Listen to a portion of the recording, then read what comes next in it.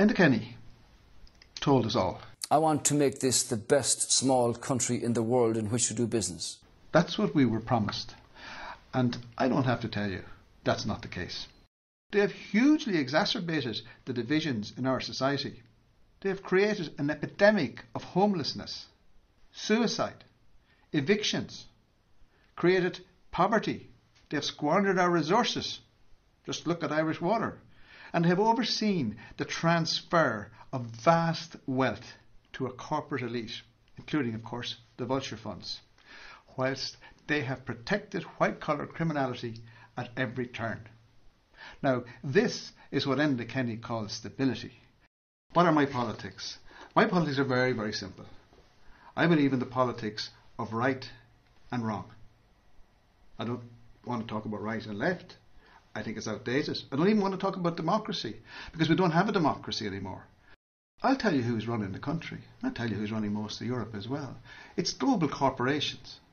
So just take, for example, TTIP. And I'll be doing a lot more on TTIP when we go forward. But TTIP is basically a deal being done between Europe and America, which is going to give global corporations a lot more power than they already have. They, in fact, and we'll be dealing with this later, they, in fact, can sue the state. That's you and me.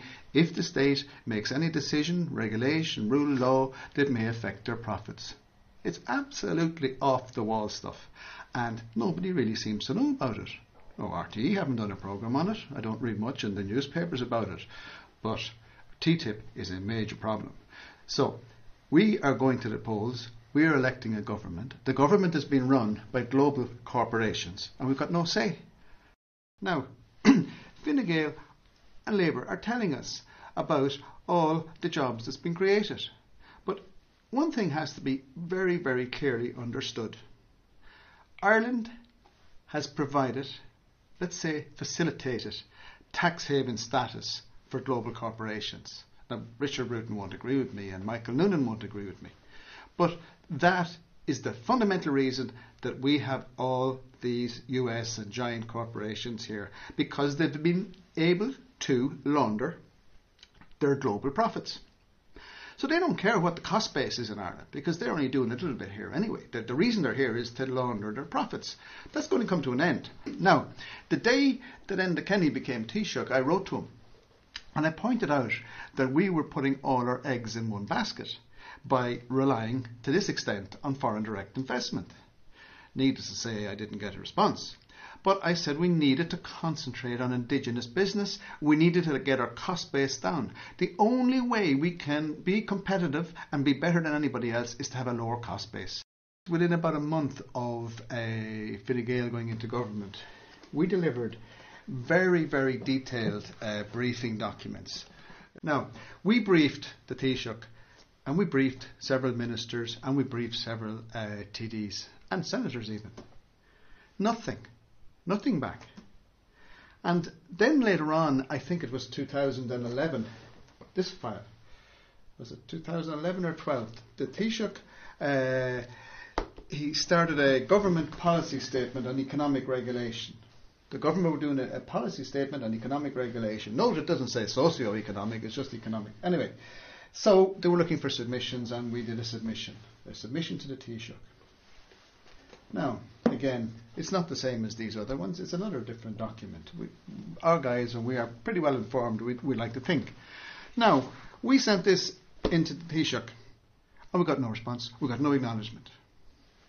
We looked for an acknowledgement. We sent it in electronically, we sent it in by hand. So no acknowledgement. In fact, we have written to the Taoiseach between submissions, reports, DVD, 62 on emails, 62 times. 62 times. And we got one response from his office that said he was too busy. He was too busy to meet us about job creation. We want to talk to him about job creation, getting our cost base down and producing jobs. Taoiseach was too busy. If you've got a problem, or you have an issue, or an anxiety, or a concern, or a proposition, or a proposal, I want to hear it. My number is a public number. You can call me anytime. Citizens in other countries find it difficult to figure out how anybody can ring up the Prime Minister or the Taoiseach in my case and say, I want to talk to you. Sometimes I don't get a chance to answer all the calls, but you get calls from citizens who say, look, here's an issue, you address that. That's responsibility taken to the ultimate level in politics. I'm wrapping up now. This is this very, very first video.